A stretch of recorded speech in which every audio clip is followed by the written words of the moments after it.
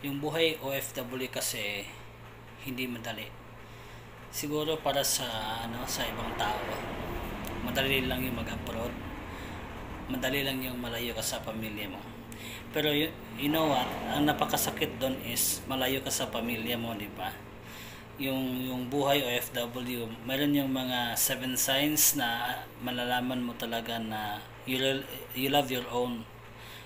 Mahal mo yung Pilipinas, di ba? Kung nasa abroad ka kasi, yung una-una doon is homesick. Mamimiss mo yung pamilya mo, mamimiss mo yung mga kaibigan mo na nandito, at free ka kasi sa Pilipinas, di ba? Kung nasa bahay ka lang, lalo na pag nasa probinsya ka, di ba? Magagawa mo lahat ng gusto mo. You're free. Yung sunod naman doon, pangalawa is yung takot.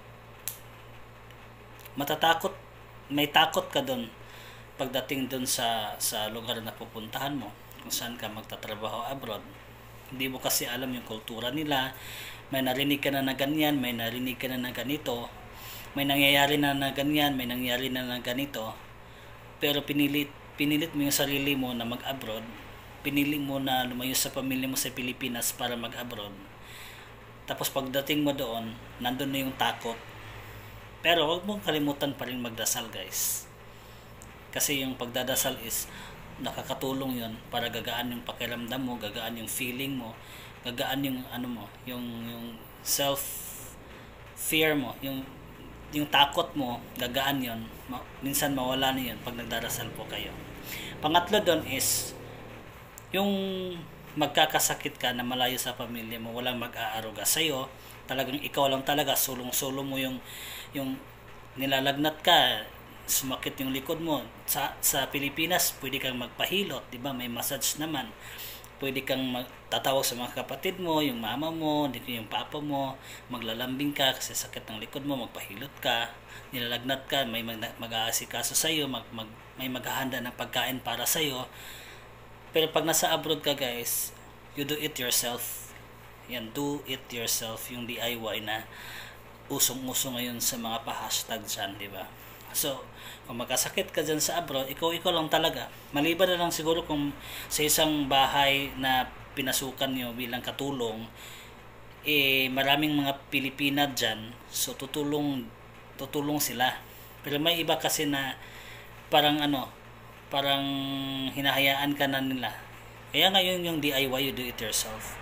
So kung magkakasakit ka sa abroad, talagang napakahirap, lalo na pag wala kang kasangga sa buhay doon.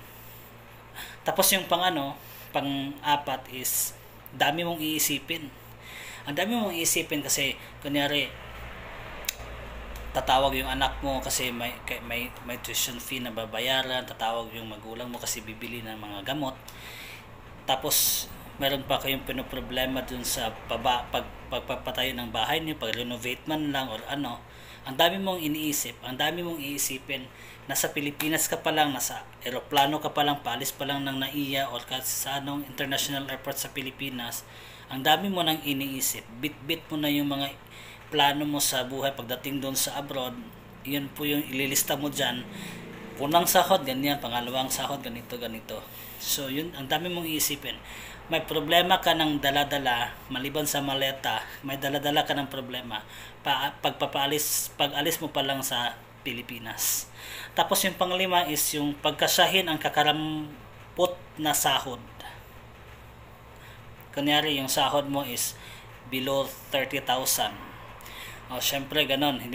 Yun na lang yung pagpalagay natin. Tapos yung may anak ka na nasa kolehiyo, tapos may dalawa pa sa high school at isa sa elementarya. Tapos puro yan gagastos, di ba? Pambili ng school supplies. Pag high school naman, ang daming mga activities na involve ang financial expenses. Lalo na pag college, ang daming mga tour, ang daming mga ginagawa, ang daming thesis, ang daming basta involve ang pera. Tapos may tuition fees pa. Lalo na pag naka-private yung mga anak ninyo, di ba? So mas mahal. So pag yung yung bayarin ng kuryente, yung tubig, meron din dong yung gastusin sa bahay. Maliban doon yung maintenance sa mga magulang mo, yung kinakain araw-araw, syempre bigas, ulam, di ba? kapag ikaw lang mag-isa, tapos ikaw lang yung nasa abroad, ikaw lang yung nagtataguyod sa kanilang lahat, maliban sa mga anak mo, andun yung parents mo, talagang napakahirap. Hindi madaling mag-budget. Hindi talaga madaling mag-budget sa totoo lang. Kahit may 100,000 ka, ang hirap mag-budget kasi ikaw na nasa abroad, hindi ka kakain, hindi ka maggagasto dyan sa pang-load para makatawag sa mahal mo sa buhay, hindi ka ba bibili ng mga gamit mo doon. So yun, napakahirap talaga pagkasyahin at pagbabudget yung kakarampot na sahod ng mga OFWs. Tapos yung pang-anim naman, minsan kasi meron tayong may mga tip kunyari or extra talaga sa'yo na gusto mong magpadala ng tsokolate, yung balikbayan box, punuin yung mga damit, nandun yung mga bags, nandun yung mga tsinelas, sapatos, tapos yung mga dilata, tsokolate, nandun nakalahat na nakapackage na. So susulat-sulat ka pa doon, tapos ipadala mo sa Pilipinas. Yun naman, hindi naman libre, di ba? Babayad ka din doon. Ilang buwan pa yung darating, mga 3 to 4 months pa bago darating sa Pilipinas. Depende yan kasi sa klase at uri ng balikbayan box na ipapadala mo dito sa Pilipinas. So, yung pangpito naman is kung sa Pilipinas, yung pamilya mo sa Pilipinas nagpapakasarap sa buhay, tapos ikaw nasa abroad, nagtitiis sa trabaho kahit may sakit ka, guys. Yun yung totoo, guys, reality to. Kahit may sakit ka, nagtatrabaho ka kasi walang magsasubstitute or walang papalit sa iyo para magtrabaho sa mga nakabinbin na trabaho dyan sa pinasukan mo, kasi ikaw lang yan eh. So kung magkakasakit ka, kahit na alam mong pagod ka na, kahit alam mong mahina ka na, you need to work kasi yan po yung pinanindigan sa kontrata, magtrabaho ka. Kaya nga pag minsan yung mga OFWs natin may gatherings ng mga Filipino, nandun sila. Nakikita natin sila, ang saya-saya nila sa picture, di ba?